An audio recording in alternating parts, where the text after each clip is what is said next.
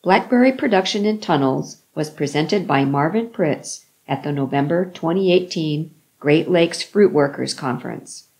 Dr. Pritts is a professor of horticulture in the School of Integrative Plant Science at Cornell University in Ithaca, New York. Blackberries are becoming more popular in the United States, and growers are interested in growing them. However, in upstate New York, blackberries are a challenge to grow because of the cold winters and widely fluctuating spring temperatures. This is a typical blackberry planting in upstate New York, where the floricanes are dead in the spring.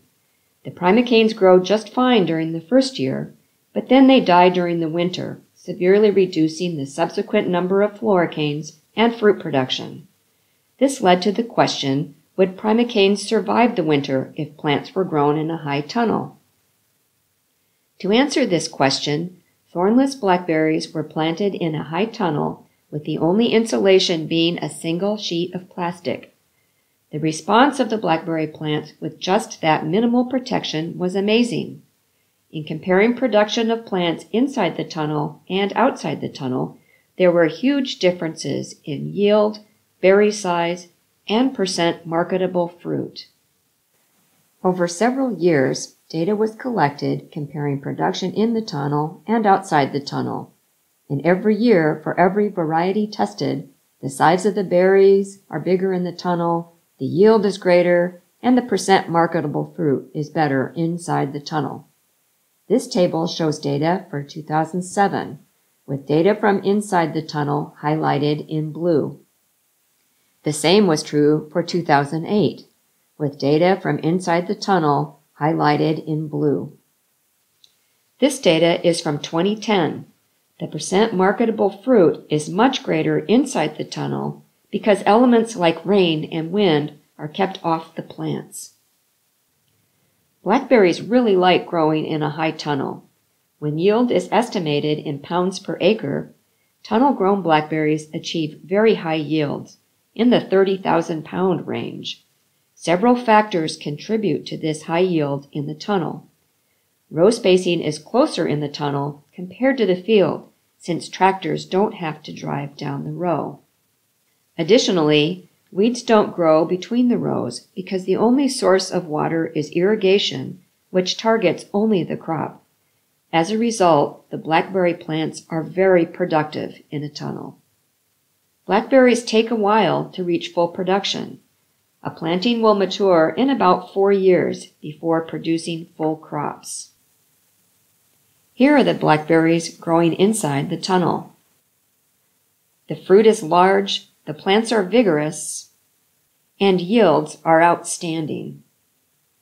Blackberries grow vigorously in a tunnel. In fact, the plants can be too vigorous. If not pruned, the primicanes can grow 20 feet in a growing season. The challenge is to figure out how to manage all that vegetative growth. Typically in the field, plants are spaced 4 feet apart and the primicanes grow straight up. As the primicanes continue to grow, they bend over and then continue to grow downward. To manage the extra vigorous growth of the plants in the tunnel, excess growth of the primicanes was continuously cut off. Then the plants were overwintered and fruited the following year. Every year, as more primicanes grow straight up from the ground, they interfere with picking. The challenge is to separate the primicanes from the floricanes and reduce the vegetative vigor.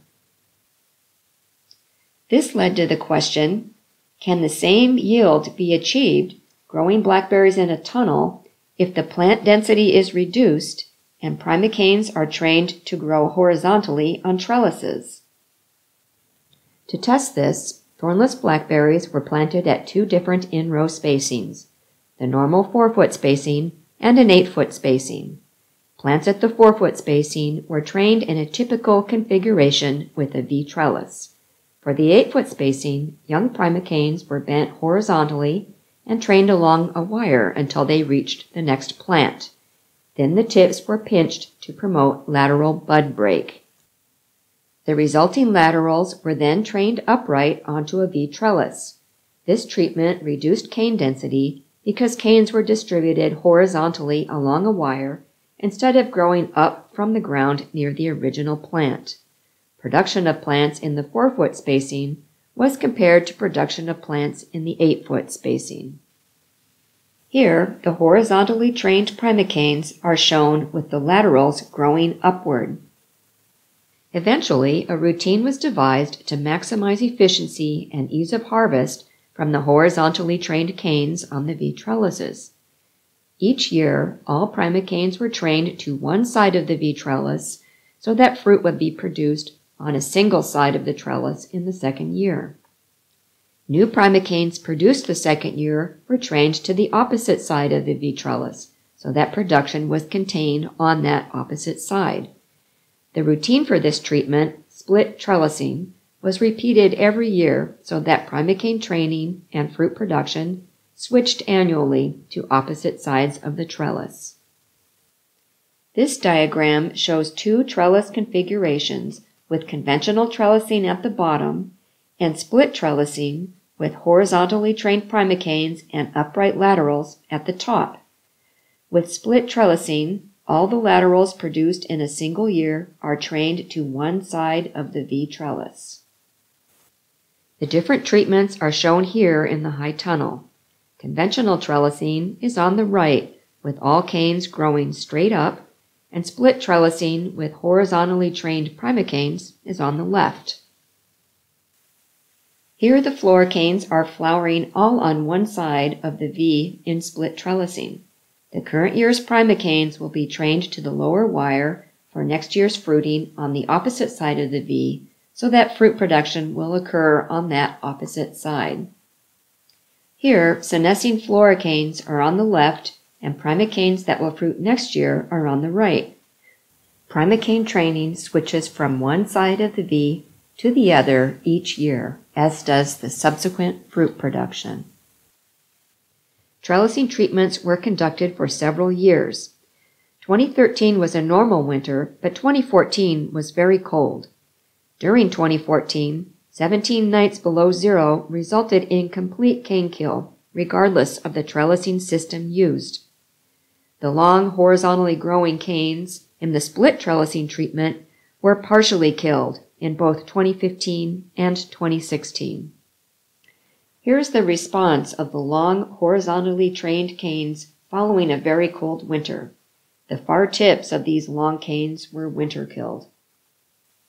The horizontally trained canes in the split trellising treatment always produced a good number of laterals for fruit production the following year. However, with very cold winters, the far ends of these horizontally trained canes and the associated laterals were not hardy enough to survive. The summary of data comparing 4-foot spacing with conventional trellising and 8-foot spacing with split trellising is shown here. With an average winter like 2013, yields were not significantly different between treatments, even though for split trellising, plant density was only half. Also, plant vigor was much easier to manage with the split trellising treatment, with floricanes and primicanes being separated. Conversely, with the very cold winters of 2015 and 2016, split trellising didn't work nearly as well. The horizontally trained long canes were not hardy enough to survive, and subsequent yields were significantly less than plants grown conventionally.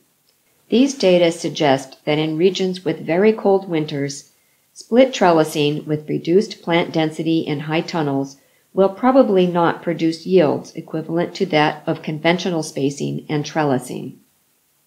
This table summarizes the economics of growing high tunnel blackberries using conventional methods.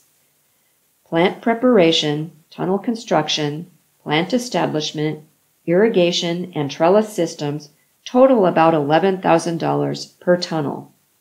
Production costs, such as pruning and training during the fruiting year, is estimated at $621, while harvesting costs 50 cents per half pint. When the expenses, gross sales, and net profit is tracked over 5 years following planting, the tunnel startup costs begin to be recovered starting in year 5. In subsequent years, production costs remain steady and plants are in full production. By year 11, the cumulative net profit is over $77,000. Despite the initial investment required, high-tunnel blackberries do have the potential to be profitable in New York State and throughout the Northeast and Midwest. To learn more about growing blackberries in high tunnels, download the free production guide, High Tunnel Raspberries and Blackberries, from either Cornell University or the Tunnelberries website at www.tunnelberries.org.